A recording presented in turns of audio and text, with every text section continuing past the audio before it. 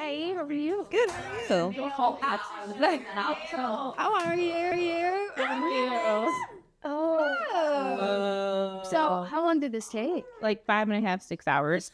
My nail tech hates me. He was so over me. Oh my God. Yeah. These are incredible. Yeah. Atlanta and LA. Ooh, I need him everywhere. Yeah, That's I need that amazing. content. Incredible. That's okay. I got you. Rolling. Love it. We are ready to go. First of all, she built a little roster this season. True. I was here for this. I was like, yes. Gotta hand it to her. She does have a little roster going. I said, my girl found her confidence and she gonna add the booze to it. So true. But one of the things that I love with all of your characters right now is, their identities are changing that season too. Wednesday is now unexpectedly popular and Enos found her, her confidence. And then Bianca's, she a leader now. I want to know, what was the most exciting aspect to like really search in their identities for season 2? What were you most excited to explore? I think it was interesting for me this season because Wednesday doesn't have her psychic ability. She was really had to depend on other people, which is quite a difficult thing for her to have to do. So it was nice to be able to kind of deal with that sort of inner turmoil. She's immensely frustrated a lot of the time, so it was maybe less of a joyful nastiness and more of just like an actually struggling, which was nice. I like that. I think this season, we're really lifting the veil behind what Bianca has kind of been shouldering this whole time, especially as it really bubbles up for her. And so it was interesting getting to kind of work with, the confidence that she's so used to having to really to maintain that level of, confidence while also juggling all this, burden that she has with school and with her mom, really getting to explore and understand what that meant for her. Yeah, it's really fun getting to play a new side of Enid, because she's still the same Enid, but she just is sort of a new level. Found her confidence, found her pack, found an environment that she feels comfortable in and is a part of something she's always wanted to be a part of. So that was really fun getting to do. Also, new style, new makeup, all very fun for me to play with. So I was having a blast. I was like, we saw the glow up. Okay. I love the maternal relationship that she gets to explore with Morticia this season. So I really wanted you to talk about really developing that on screen, Catherine. Oh my gosh, it was so easy because, well, one, she's one of my role models, and so it was just surreal getting to work across from her. And then also, for Bianca, it's such a source of comfort because especially, with the kind of parentified relationship she has with her own mother, it's nice, getting to experience what it could be like to, find comfort and rest in a mother figure. And so, I really loved getting to work on that with Catherine, and she's such a lighthouse in terms of, I was just a sponge in working with her. And yeah, I'm really fortunate to have been able to develop that. I was like, look at them. I was like, now I just need Morticia and Wednesday to get it together. I know, but that's always the way it goes. Teenagers and their mothers. You need to see it reflected in something else. Exactly. Yeah. I like that with Wednesday. It almost seems as she struggles with connecting to her like psychic abilities, even the breakdown of connection between her and her best friend. I wanted you to talk about really exploring that vulnerability because we do get a different side of that from her in this season while she's constantly trying to keep people away in the hopes that will protect them. Yeah, I mean, I think it's interesting because where we left Wednesday at the end of first season, she was maybe starting to appreciate having people around her. And at this point, she's very aware that she is dangerous. She's a great danger to them or brings... she has a way of attracting threats and death and, so having to push people away that you just kind of started to let your guard down around is a difficult thing for anyone, but then also for somebody who doesn't really know how to express her gratitude. It just kind of makes it all the more frustrating. And, Wednesday in the season, I think, is caring a lot more than she needs to out of fear of being too honest and not wanting to hurt someone's feelings, which saying that now that sounds crazy. They care about your feelings. Yeah. I know. Thanks. So sweet. See, we had a healing moment just now, okay? Yes, we did. I just want to thank all of you guys for being fabulous and fantastic in this season. I just want to thank you for taking time out of your day to speak with me. And I'm just sending so much love and light all of your ways. I hope you have a great day. Thank you for being here. Thank you so much. Thank you for having me, okay? Of course. How are you guys doing today? We're great. Really good. Look, I am obsessed with your characters. And one of the things that I really love is, especially in this season, is you're very present parents, but you also like to let your kids really experience life for themselves. So I wanted you to talk about really balancing that this season because they're even closer than before. Yeah, well, for me, it's my revelation of dealing with my son Pugsley and kind of helping him with a bit with self-esteem, and self-confidence, and just kind of helping him to navigate some of the emotional stuff that he's going through. We have like a little running joke that we can't wait for him to graduate so he could get a criminal record, something like that. Because that's the outcast way. But in this season, again, my relationship with him kind of opens up a whole new avenue to, okay, so that's who this kid is. Oh, this is a wonderful relationship between father and son. And then when it comes to my daughter, well, I look at my daughter as a very strong young woman. I trust in her. And when I mentioned that she's like my little thundercloud or my little dark cloud, I say that with pride because I know she's going to go out there and she's going to make some noise. Okay. I think parenting, it's that fine balance, right? Of not putting them in a gilded cage of protection, of allowing them to make mistakes, of guiding them through the tributaries of life, But the contentious relationship that Matisha has with her daughter, which I never had with my own daughter, actually, thank goodness. But it's nurturing and then having a discipline. It's that very fine line of what we all go through, the trials and tribulations of raising children, But the Addams family is such an inclusive family where our oddness, our outcastness, our idiosyncrasies are not hidden.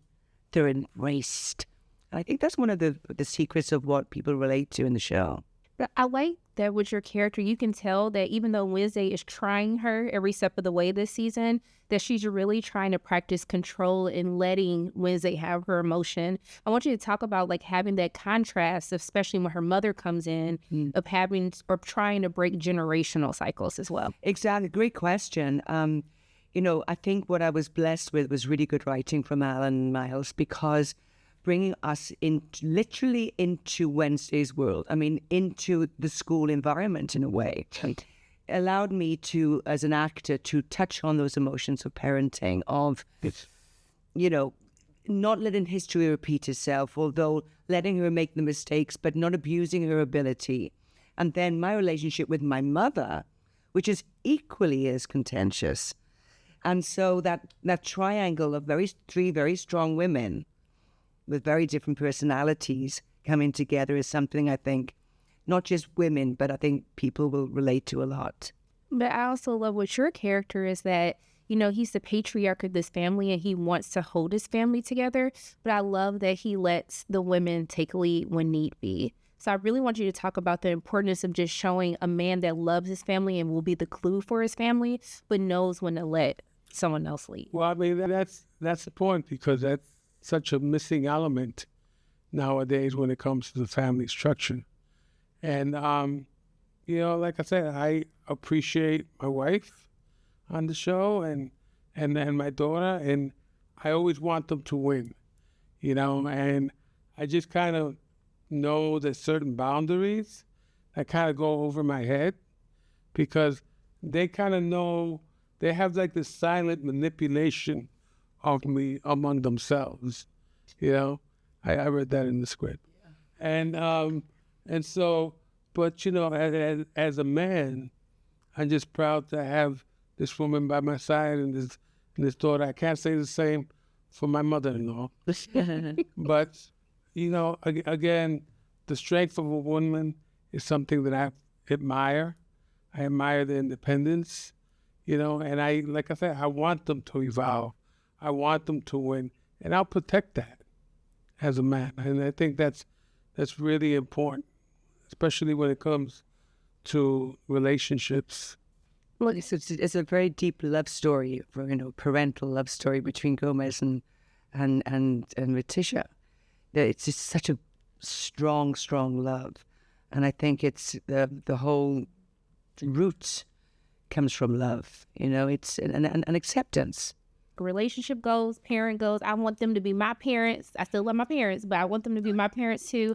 I just want to thank the both of you so much for taking time out of your day to speak with me. It really means a lot. I'm just sending love and light both your ways. We are so happy Thank to have you with us. so much. Look, I was so excited for your characters this season, and I was really rocking with Principal Dort. He was so excited. I was like, I'm trying to get into the school spirit. Yeah. But then there was something about him. I was like, I don't know if I trust him anymore. You shouldn't really trust him. I think that's evident in the first episode, but you don't know what he's up to. But I think, she does want the school to succeed. And so I like that, that he has that school spirit, but he may go a little too far. But how is it balancing that character? Because he's so eccentric, he's excited, he wants to do good for Nevermore, but then he has those moments where, things get a little dark sometimes. I mean, I'm working with Tim Burton, so, I expect nothing less. So, and it's on Wednesday, the show itself is, so we expect that, that something is going on with him, and it's fun to create that balance. If it was just one way, either way, that can get monotonous. But the fact that he's got these sides to him, these different sides to him is really fun. I was like, I got my eye on him, okay? Yeah, it's good. With Uncle Fester, our favorite uncle is back, and I love his chaotic energy, and I really love the bond that he has with Wednesday. He encourages her to really be her own person. How does it feel working with Jenna and really fostering that relationship of collaboration between the two? It's really easy because she fits into that role so easily, and it's an unspoken language. The first time we were on set, it made perfect sense. So I love that character. I like their relationship a lot. It's great. I like that we get a little bit of the backstory. We get a little bit more of his backstory of growing up. What was something that you kind of created, your own lore that you created for Uncle Fester while learning the character? They really had it all set out for me. They every bit of his background and everything was written out. So that's the part that was fun. Just I was discovering it too, what his background is, and also that he travels so much. He's got all these fake passports and IDs and stuff. Was a brilliant idea. I love it. I wish I'd thought of it. But he's got a stack of them. I was like, Uncle Fester has led a life. Where has he traveled to? That could be a spinoff. Could be. The Traveling Adventures. Yeah. But, there feels, I like this celebration with Principal Dort of really celebrating being an outcast, And I love that with both of you in this industry and the comedy that you provided for everyone. I want to know for both of you, how have you learned to really celebrate what has made you different and stand out in the industry? Well, I think outcasts don't really know that they're outcasts in some ways. I grew up thinking, I'm okay. I'm normal. And then you get into this business and you go, what? I can't go for that part? Well, why not? So you just sort of adapt, and then you learn to then just embrace, whatever makes you different from the rest. And so it's all a journey. It's all a discovery. I love that. That's so funny. On SNL, that happened to me all the time. I was like, I think I'm the weirdo and everything. But for me, growing up, it was all the bands I liked were always the weird bands, as opposed to what was popular in high school. So that was a clue to a taste kind of thing. But my answer is similar to Steve's style. I love that because you never, I'm still thinking about it because you never think that you're different. Like, this stuff is cool. Like, this is normal. And it should still be, it is normal because you like it and that's all that should matter. Yeah, yeah. Look at you giving me some therapy in the middle of the interview. I appreciate I'm that. so happy. You got to charge it for The sign. Wait, it's the friends and family discount, okay? Yes, absolutely. For you, yes. Thank you. I appreciate that. Look, I just want to thank the both of you so much for taking time out of your day to speak with me. It means so much. And I'm just sending, Likewise. I'm sending love and light both your ways. I really hope you have a great day. Thank you. I really appreciate you. Thank you. I feel good now. We finally got our season 2 that's coming out. Finally. I do want to know, like, what are the challenges that you face when it's been almost 3 years since we saw the first season. What are the challenges that you face? People are getting like more mature. They're having new projects. Like, how do you tackle that time gap? Well, it was a time gap we didn't want, but with the writer's strike, and we moved the show from Romania to Ireland. It was sort of that's just how it happened. I think for us, it's because the show is set in high school that it's inevitable that kids grow up. So we kind of literally lean into it, especially with like Pugsley. Yeah, Pugsley hit puberty. Okay. Pugsley, and we just acknowledge it. Yeah. And Eugene. So they look very different from they used to, but that's growing up. Yeah. So we actually initially someone was like, oh, we should recast those kids. It's like, well, why? No, It's like that's part of growing up. People will want to see them growing up, and that's part of the thing about the joy of the show that you can watch. You can grow up with them. Yeah, we like that idea. Yeah, I mean, my guys left for 2 months to go be with their grandparents. They were like whole new human beings. Yes. Oh, absolutely. Yeah. I love that you brought up Eugene. My friend, he was another journalist doing interviews today. He texted me. He was like, "Did Eugene grow up too?" And that was literally his first reaction. Yes. But the thing that I really love in this season is how we explore identity, how we explore like family, and really breaking generational cycles. Mm-hmm. And I really wanted you to talk about the importance of that because it's displayed so beautifully in this part 1. Oh, thank you. Yeah. Well, it's something that was very important to us in terms of particularly the generations of Adam's women. Yeah. When Grandmama comes into things, it's really like stirs the pot between Wednesday and Morticia. So it was something that was very important. And family actually is very much the central theme of the show. Obviously, it begins with the Addams family, but other families as well. Even seeing Bianca and Hemmet. So it's just always about feeding that sort of that thematic that links all the characters in their own families, and then the Nevermore family as a whole. Yeah. I like that you bring that up though, because I think it's so interesting to have, Bianca struggle with her own mother, but then to kind of give her this other maternal figure with Morticia. I want you to talk about the intentionality of actually pairing those two characters together this season. Well, we wanted to pair them because Morticia is at odds with Wednesday. And then, here's Bianca, who frankly would love a positive mother figure. Like she'd love a mother like Morticia. So I think it actually gives us a dimension into Bianca and into Morticia that we haven't seen. And I like too, because even the similarities with Wednesday and Bianca, like Bianca has to become this parental figure almost, but Wednesday, she gets to be rebellious and really explore this teenage, rebellion. Can you really talk about really just showcasing how sometimes kids have to become adults too early? That's very true. And I think, again, there's all different types of families and all different types of family dynamics. And I think with Bianca and her mother is you see that and you see how strong she is, that she realizes, that her mother's in trouble and she's the only one who can pull her out of it.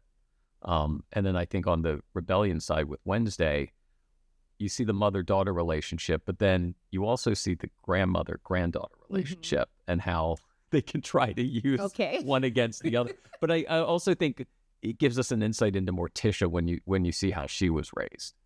Even this whole idea of how those secrets, like the secrets of Nevermore, the secrets of the Addams family, how not really exploring where you come from or exploring your family tree as a whole, like how that can kind of lead you down a dark path. Oh yeah. I mean, the secrets are sort of the lifeblood of the Addams family. And it gets them into a lot of trouble.